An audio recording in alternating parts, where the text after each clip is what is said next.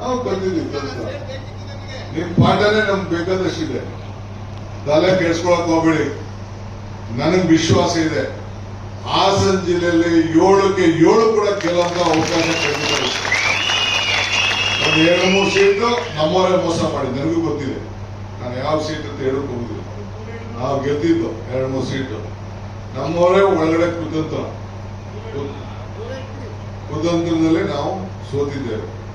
So ಮುಂದಕ್ಕೆ ತಯಾರಾಗೋಣ, ಏನ್ ಬೇಕಾದಷ್ಟು ನಡೀತದೆ.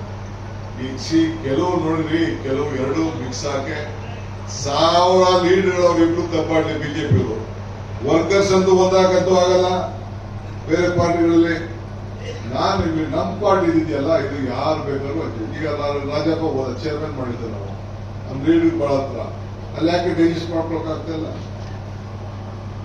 ಇಲ್ಲಿ ನೋಡಿರೋರು, ಈ ರಕ್ತ ನೋಡಿರೋರು, ಇಲ್ಲಿ ನೀರು ಕುಡಿದಿರೋರು, ಈ ಗಾಳಿ ನೋಡಿರೋರು, ಎಲ್ಲ ಕೊಡಿರೋ ಎಲ್ಲ ಲೀಡ್ಗಳು, ಚೀಫ್ ಮಿನಿಸ್ಟರ್ಗಳೆಲ್ಲ ಬಾರಜಪ್ಪ ಅಂದಿದ್ರು. ಡಿ ಕೆ ಶಿವಕುಮಾರ್ ಬಾರಪ್ಪ, ಈಗ ನಮ್ಮ ಸಿಎಂ ಮುಂದೆ ನಿಂತ್ಕೊಡಿ, ರಾಜಪ್ಪ ಬಾಯಿ ಅಂತ ಹೇಳ್ತಾರೆ. ಅದೇ ಯಡಿಯೂರಪ್ಪ ಕಲ್ತ್ಬಿಡಿರಿ, ನನ್ನ ಹೆಸರು ಬೇರೆ ಕಡೆ.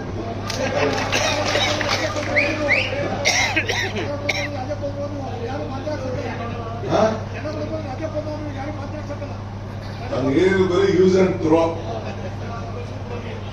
ಸುಮ್ಮನೆ ಬೇಸ್ಟ್. ಈಗ ಹೇಳ್ತಾ ಇದ್ದೀನಿ, ಈಗ ಈ ದೇಶಕ್ಕೇನೆ ಬಿಡಿ, ನಮ್ಮ ಕರ್ನಾಟಕದ ಬಿಡ್ರಿ, ಈ ದೇಶಕ್ಕೆ ಕಾಂಗ್ರೆಸ್ ಪಕ್ಷ ಇಲ್ಲ. ಕಾಂಗ್ರೆಸ್ ಶಕ್ತಿ ಈ ದೇಶದ ಶಕ್ತಿ, ಕಾಂಗ್ರೆಸ್ ಇತಿಹಾಸ ಈ ದೇಶದ ಇತಿಹಾಸ. ಕಾಂಗ್ರೆಸ್ ಅಧಿಕಾರಕ್ಕೆ ಬಂದ್ರೆ ಎಲ್ಲ ವರ್ಗದ ಜನ. ಈಗ ನಾನು ಸ್ಟೂಡೆಂಟ್ ಲೀಡರ್, ರಾಜೀವ್ ಗಾಂಧಿ ಇಲ್ಲಿ ಪ್ರೈಮ್ ಮಿನಿಸ್ಟರ್ ಬಂದಿದ್ರು. ಈ ನಮ್ಮ ಕರ್ನಾಟಕ ಇದರಲ್ಲಿ ವಿಧಾನಸೌಧದಲ್ಲಿ ಸಾರ್ಕ್ ಅಂತ 7 ದೇಶಗಳದ್ದು ಮೀಟಿಂಗ್ ನಡೀತು. ಸಾರ್ಕ್ ಅಂತ ಇಲ್ಲಿ ನಡೀತು. ನಂದಿ ಬೆಟ್ಟದಲ್ಲಿ ಹೋಗಿ ಆಮೇಲೆ ಒಂದು ಮೀಟಿಂಗ್ ಮಾಡೋದು. 7 ದೇಶದವರು, ನಮ್ಮ ಅಕ್ಕಪಕ್ಕದ ಮನೆಯವರು, ಒಂದು ಬಾಂಗ್ಲಾದೇಶ, ಪಾಕಿಸ್ತಾನ, ಇದು ಬಾಂಗ್ಲಾದೇಶ, ಬರ್ಮಾ, ಭೂತಾನ್, ಶ್ರೀಲಂಕಾ, ಇವೆಲ್ಲ ನೇಪಾಳ, ಇವೆಲ್ಲ ನಮ್ಮ ಬಾರ್ಡ್ರು. ಅದು ಸಾರ್ಕ್ ದೇಶ ಅಂತ ಬಂದು ಅವರೆಲ್ಲ ಬಂದು ರಾಜೀವ್ ಗಾಂಧಿ ಅವರು, ನೀವು ಲೀಡರ್ ಸ್ವಾಮಿ, ನೀವು ಜೊತೆಲಿ ಇರ್ತೀವಿ, ನಾವು ನಿಮ್ ಜೊತೆಲಿ ಇರ್ತೀವಿ ಅಂತ ಹೇಳ್ಬಾರ್ದು. ಇಂದಿರಾ ಗಾಂಧಿ ಕರ್ಕೊಂಡೋಗಿ ನಾವು ದೊಡ್ಡ ದೇಶದ ಇದು ಅಂದ್ಬಿಟ್ಟು ಸುಮಾರು ಒಂದು 100 ದೇಶ ಇಂದಿರಾ ಗಾಂಧಿ ಜೊತೆ ಇತ್ತು. ಈಗ ನಮ್ ಯುದ್ಧ ನಡೀತಾ ಇತ್ತು, ಒಬ್ರು ನಮ್ಮ ಪರ ನಿಂತ್ಕೊಳ್ಳಿವಲ್ಲ, ಒಬ್ರು ನಮ್ಮ ಪರ ಇಲ್ಲ. ನಮ್ಮ ಪ್ರಧಾನಮಂತ್ರಿನೂ ಬೇಕಾದಷ್ಟು ದೇಶಕ್ಕೆಲ್ಲ ಹೋಗವ್ರೆ, ಎಲ್ಲ ಬೇಕಾದಷ್ಟು ದೇಶಕ್ಕೆಲ್ಲ ಹೋಗವ್ರೆ, ಸನ್ಮಾನ ಮಾಡಿಸ್ಕೊಂಡವ್ರೆ, ಬಹಳ ದೊಡ್ಡ ಲೀಡರ್ ಅಂತ. ಯಾಕೆ ಅವ್ರು ಸಪೋರ್ಟ್ ಮಾಡಲಿಲ್ಲ? ನಮ್ಮ ಆರ್ಮ್ ಫೋರ್ಸಸ್ ಅವರು ಯುದ್ಧ ಮಾಡಿದ್ರು, ಕೆಲವರು ಪಾಪ ಪ್ರಾಣ ಕಳ್ಕೊಂಡವ್ರೆ, ಕೆಲವರು ಮಾಡಿದವ್ರೆ, ಅದು ಬೇರೆ ವಿಷಯ.